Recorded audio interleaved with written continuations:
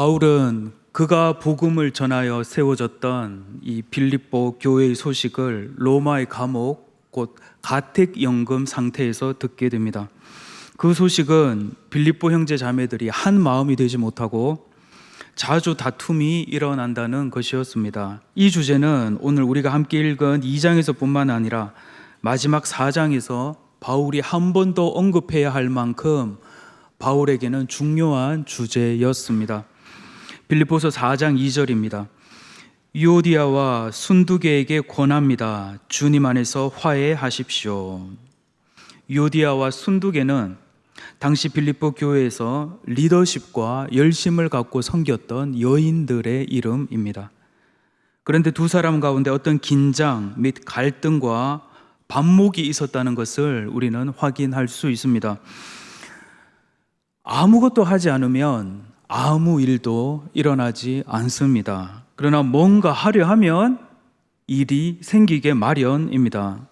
때에 따른 아름다운 열매가 맺힐 수도 있고 또 때로는 생각지도 못했던 긴장과 갈등, 문제의 상황이 생기기도 합니다. 2000년 전 바울에 의하여 세워졌던 빌립보 교회 안에 유오디아와 순두계는 그러했습니다. 뭔가 열심을 가지고 리더십을 갖고 섬겼는데 한 마음 되지 못하고 불화와 다툼이 있었습니다. 바울에게 있어서 빌립보 교회는 마치 여인이 오랜 산통을 겪으며 낳은 자녀와 같은 존재였습니다. 그래서 한 번은 바울이 고린도 교회로 보냈던 편지에 이렇게 기록합니다. 바울의 전도 여행 중에 세워졌던 교회를 향한 마음이 어떠했던가를 확인할 수 있습니다. 고린도전서 4장 14절, 내가 너희를 부끄럽게 하려고 이것을 쓰는 것이 아니라 오직 너희를 내 사랑하는 자녀같이 권하려 하는 것이라. 그리스도 안에서 1만 스승이 있으되 아버지는 많지 아니하니 그리스도 예수 안에서 내가 복음으로써 너희를 낳았음이라. 고린도 교회 교우들, 빌립보 교회 교우들에게 있어서 바울은 1만 스승 가운데 한 사람이 아니라 그들을 낳은 단 한 사람의 아버지 같은 존재였고 어머니 같은 존재가 바로 바울이었다는 것을 말해주고 있습니다. 부모의 입장에서 타지로 나가서 살고 있는 자녀들이 건강하게 행복하게 잘 살고 있다는 이 소식보다 더 좋은 소식이 어디 있겠습니까? 마찬가지로 자녀들이 늘 다투고 있고 동생은 이제 내 눈에 흙이 들어가기 전까지 형 절대로 안 본다 이러고 있고, 언니는 엄마는 나만 낳지 왜 저런 거 낳아서 이렇게 나 고생시키고 우리 고생시키냐고 이러고 있으면 부모의 마음이 어떻겠습니까? 당시 빌립보 교회 안에 형제 자매들 간의 다툼과 불화의 흔적은 오늘 우리가 읽었던 빌립보서 2장에 그대로 나타납니다. 3절, 무슨 일을 할 때 이기적이거나 교만한 마음을 갖지 말고 겸손한 마음으로 나보다 다른 사람을 더 존중해 주십시오. 자기 생활을 열심히 하면서 다른 사람이 하는 일에도 좀 관심을 가져 내 마음의 기쁨이 넘치게 해 주십시오. 바울이 왜 이런 말을 하고 있을까요? 이러한 상황 속에서 이들의 영적 부모였던 바울은 이들을 어떻게 돕고 있습니까? 빌립보에서 로마까지 직선거리 1000km가 넘는 거리에 특별히 로마 감옥에 갇혀 있는 바울은 어떻게 이들을 도왔을까요? 여러분이 바울이라면 내 몸 아파서 낳은 자식 같은 빌립보 형제 자매들이 저 멀리 떨어진 곳에서 다투고 한마음 되지 못하고 티격태격하고 있다면 어떻게 하셨겠습니까? 바울은 편지를 썼습니다. 편지를 통하여 바울은 빌립보 형제 자매들을 향한 자기 마음을 담았고 그들을 향한 바울의 해결책을 적어 두었습니다. 그래서 그 편지가 오늘까지 남아 있었기에 오늘 우리는 빌립보서 신약 성경을 통하여 그의 편지를 확인할 수 있고 또 그를 통하여 오늘 우리에게 말씀하시는 하나님의 말씀을 읽을 수 있고 하나님의 음성을 들을 수 있는 것입니다. 그렇다면 바울은 편지에 어떤 내용을 담았을까요? 다시 말씀드리면 하나 되지 못하고 있는 빌립보 교회를 향하여 바울은 어떤 주제를 그의 편지에 담았겠습니까? 그것은 바로 그리스도였습니다.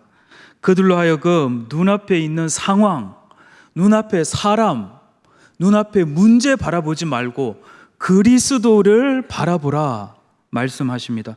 빌립보서 2장 5절입니다. 그리스도의 겸손을 본받아 예수님처럼 생각하고 행동합시다.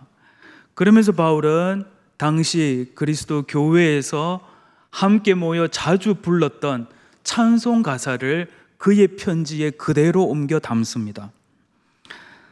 너희 안에 이 마음을 품으라. 곧 그리스도 예수의 마음이니. 같이 한번 읽어보겠습니다. 그는 근본 하나님의 본체시나 하나님과 동등됨을 취할 것으로 여기지 아니하시고 오히려 자기를 비워 종의 형체를 가지사 사람들과 같이 되셨고 사람의 모양으로 나타나사 자기를 낮추시고 죽기까지 복종하셨으니 곧 십자가에 죽으심이라. 아멘. 너희 안에 이 마음을 가지라 말씀하십니다. 온유하고 겸손하신 그리스도를 본받으라 하십니다. 그리스도 우리 주님 하나님의 본체셨으나 하나님과 동등됨을 취할 것으로 여기지 아니하셨다. 그리스도께서는 당시 제국주의 시대 왕들과는 정반대의 길로 걸어가셨습니다. 당시 왕들은 국가 조직의 최정점에 서서 무소불위의 권력을 갖는 것에 만족하지 못하고 자기 자신을 신의 자리에까지 높였습니다. 그러나 그리스도께서는 당시 왕들과는 정반대의 길로 뚜벅뚜벅 걸어가셨습니다. 하나님과 본체셨음에도 하나님과 동등됨을 취할 것으로 여기지 아니하시고 도리어 자기를 비워 종의 형체를 가지사 사람들과 같이 되셨다. 하나님이신 그분께서 썩어 없어질 이 사람의 몸을 입고 우리 가운데 오셨기에 우리는 그분을 우리 두 눈으로 볼 수 있었고, 우리는 그분의 몸을 만질 수 있었고, 우리는 그분의 목소리를 들을 수 있었던 것입니다. 더욱이 하나님의 아들께서 스스로 가장 낮은 종의 자리에서 제자들의 발을 씻기셨습니다. 인자가 온 것은 섬김을 받으려 함이 아니라 도리어 섬기려 하고 자기 목숨을 많은 사람의 대속물로 주려 함이니라. 그 결과 하나님께서는 종의 형체를 가지고 죽기까지 순종하셨던 자기 아들 그리스도를 어떻게 하셨습니까? 빌립보서 2장 9절. 그러므로 하나님은 예수님을 최고로 높은 자리에 올리시고 모든 이름 위에 뛰어난 이름이 되게 하셨습니다. 하늘과 땅 위, 땅 아래에 있는 모든 만물이 예수 그리스도 앞에 무릎을 꿇고 예수 그리스도는 주님이심을 선포하며 하나님 아버지께 영광을 돌릴 것입니다. 결론적으로 바울은 당시 교회 공동체 안에 있던 사람들의 이기심으로 말미암아 나타났던 불화와 다툼, 반목의 상황 가운데서 목 놓아 외칩니다. 눈앞에 문제 보지 말고 그리스도를 보라. 눈앞에 상황 보지 말고 그리스도를 보라. 사람 보지 말고 그리스도를 주목하라. 그는 근본은 하나님의 본체시나 하나님과 동등됨을 취할 것으로 여기지 아니하시고 하늘 보좌에서 땅으로 떨어지셨던 그를 주목하라. 오히려 완전히 자기를 비워 종과 같이 되셨던 그분을 보라. 목 놓아 외쳤던 것입니다. 오늘 우리 안에도 당시 빌립보 교회 형제 자매들과 같은 문제가 있을 수 있습니다. 오늘 우리 각 사람 가운데도 당시 빌립보 형제 자매들과 같이 다 말할 수 없는 어려움이 있을 수 있습니다. 오늘 하나님께서는 바울의 편지를 통하여 우리 각 사람에게 말씀하십니다. 문제 들여다보고 있지 말고 그리스도를 보라 하십니다. 상황 보고 있지 말고 너의 눈을 그리스도께 고정시켜라 말씀하십니다. 사람 보고 있지 말고 그리스도를 보라. 온유하고 겸손하신 주를 보라 말씀하십니다. 이것은 지난주에 우리가 이 자리에서 나누었던 말씀과 맥락을 같이 합니다.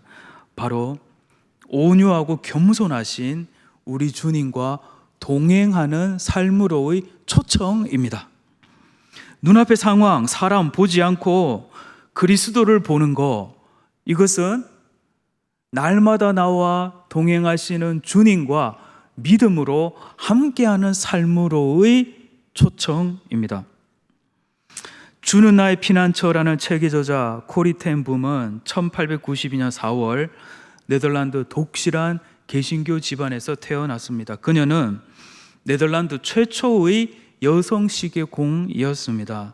언니와 함께 살면서 성경 공부 모임으로 사람들에게 성경을 가르쳤습니다. 그러던 중 제2차 세계대전이 발발했고 나치가 유대인을 무참히 학살할 때 고통받는 유대인들을 모른 척 할 수 없었습니다. 당시 나치 정권에 맞서 프랑스에서 일어났던 레지스탕스 운동에 뛰어들어 자신의 집에 유대인들을 위한 피난처를 만들고 그들을 보호했습니다. 그러나 결국 나치에게 발각되어 그녀와 그의 가족들 전체는 죽음의 수용소로 수감되었습니다. 그녀는 그곳에서 언니와 함께 이 전쟁이 끝날 텐데, 이 전쟁이 끝나면 전쟁 피해자들을 돕는 센터를 만들자고 약속했습니다. 당시 벼룩으로 득실됐던 수용소에는 독일 군인들이 얼씬도 하지 않았고 덕분에 그들은 비밀 기도회를 가지면서 함께 성경을 읽을 수 있었습니다. 그녀의 언니는 벼룩을 보내신 하나님께 감사한다. 벼룩 때문에 독일 군인들이 수용소에 들어오지 않잖니? 라고 이야기했습니다. 참혹한 나치 수용소에서 그러나 언니는 먼저 세상을 떠났습니다. 2차 세계대전이 끝난 후 그녀는 가까스로 살아나봐 언니의 소원대로 네덜란드와 독일의 치유센터를 건립하는 사역을 시작했고 전 세계를 돌며 하나님의 사랑과 용서의 메시지를 전했습니다. 이후 그녀는 어느 연설에서 이렇게 말합니다. 이 깊은 어둠 속에서도 우리가 예수님의 십자가를 바라보면 어떤 감옥도 우리의 영혼을 가둘 수 없었습니다. 십자가는 모든 고통의 마지막입니다. 동시에 십자가는 소망의 시작입니다. 오늘 본문의 바울의 권면과 같이 그녀는 어떤 상황 속에서도 그리스도께 주목했던 것입니다. 1897년 경남 창원에서 태어나 평양신학교를 졸업하고 목사 안수를 받은 주기철 목사님은 신사 참배를 거부하는 그의 믿음으로 인해 수차례 감옥에 투옥되었고 그곳에서 그는 이 자리에서 말로 다 표현할 수 없을 만큼의 잔인한 고문을 받았습니다. 심지어 일제는 주기철 목사님의 가족들을 옥으로 불러 그의 모친, 배우자, 아들이 보는 앞에서 주기철 목사를 고문했습니다. 이로 인해 주기철 목사의 아들 주광조는 아버지의 고문 장면을 보고 있다가 너무나 큰 충격을 받아 실어증을 얻게 되었습니다. 반복되는 고문으로 인해 결국 목사님은 목숨을 잃었고 사과 기짝 2개에 담긴 그의 시신은 온몸 성한 곳 없이 상처투성이었습니다. 장례를 준비하며 확인했던 그의 몸에는 모든 손톱과 발톱이 빠져 있었습니다. 다음은 주기철 목사님께서 옥에서 기도하셨던 기도문의 일부입니다. 주님을 위하여 오는 고난을 내가 이제 피하였다가 이 다음에 내 무슨 낯으로 주님을 대하오리까? 주님을 위하여 이제 당하는 감옥의 갇힘을 내가 피하였다가 이 다음 주님이 너는 내 이름과 평안과 즐거움을 다 받아 누리고 고난의 자는 어찌하고 왔느냐고 물으시면 나는 무슨 말로 대답하랴? 주님을 위하여 오는 십자가를 내 이제 피하였다가 이 다음에 주님이 너는 내가 준 유일한 유산인 고난의 십자가를 어찌하고 왔느냐고 물으시면 나는 무슨 말로 대답하랴? 목사님은 사람의 몸으로 다 받아낼 수 없을 만큼의 이 잔혹한 반복되었던 이런 고문들, 이런 상황 속에서조차 기도 가운데 십자가에 달린 그리스도와 그분의 삶을 바라보고 계셨던 것입니다. 사랑하는 그리스도 형제 자매 여러분, 오늘도 어쩌면 우리는 오늘 다양한 상황 속에서 다양한 처지 가운데 나름대로의 말 못할 어려움이 있을 수 있습니다. 하나님께서는 오늘도 말씀하십니다. 더 이상 눈앞에 문제 바라보고 있지 말고 주를 보라 말씀하십니다. 상황만 보고 있지 말고 그리스도를 보라 말씀하십니다. 사람만 보고 있지 말고 너와 동행하고 계시는 예수님을 바라보라 말씀하십니다. 우리 인생의 모든 수고의 짐을 주님 앞에 내려놓고 우리 주님, 너는 내게로 와서 나의 멍에를 메고 나를 배우라 말씀하십니다. 지치고 짐에 눌린 여러분, 다 나한테 오세요. 바로 내가 여러분을 쉬게 해드릴게요. 나의 멍에를 메고 나한테 배우세요. 나는 온유하고 마음이 낮으니까요. 그러면 여러분이 쉴 곳을 찾아낼 겁니다. 나의 멍에는 지기 쉽고 나의 짐은 가벼우니까요. 오늘 다시 우리를 초청하며 부르시는 우리 주님의 음성을 들으실 수 있기를 바랍니다. 하나님 주신 믿음으로 오늘 여러분과 동행하고 계시는 주님을 보실 수 있기를 바랍니다. 어떤 상황 속에서도 온유하고 겸손하신 주님을 바라보실 수 있기를 바랍니다. 우리는 무엇을 보는가에 따라 무슨 영향을 받는 존재들입니다. 오늘 우리가 예배 후에 나가는 곳곳에서, 버스 안에서, 지하철 안에서, 또 전광판, 우리 눈길이 닿는 곳마다 세워진 광고들을 보십시오. 우리가 무엇을 보느냐에 따라 영향을 받는 존재라는 것을 증명합니다. 때로는 여러분이 자주 보이는 자리에 저렇게 붙여둘 수 있습니다. 저것은 오늘 이번 말씀을 준비하면서 제가 빌립보서 오늘 본문과 또 저 십자가 사진을 출력해서 벽에 붙여둔 것을 사진으로 찍은 것입니다. 다음 사진. 때로는 책상 위에 올려진 저런 그리스도의 십자가 부조상이 우리로 하여금 그리스도를 바라보게 하는데 도움을 줄 수 있습니다. 다음 사진요. 우리는 무엇을 보는가에 따라 무슨 영향을 받는 존재들입니다. 살아계신 하나님께서 오늘 우리에게 말씀하십니다. 더 이상 문제 바라보고 있지 말고, 더 이상 상황 바라보고 있지 말고, 더 이상 사람들 바라보고 있지 말고 십자가에 달린 주만 바라보라 말씀하십니다. 이것이 2000년 전 빌립보 교회를 향한 바울의 해결책이었고 오늘 우리를 향한 하나님의 해결책입니다. 이번 한 주도 주님만 바라보시고 주님의 멍에를 메고 주님과 날마다 동행하는 여러분 되시기를 예수님의 이름으로 간절히 축원합니다.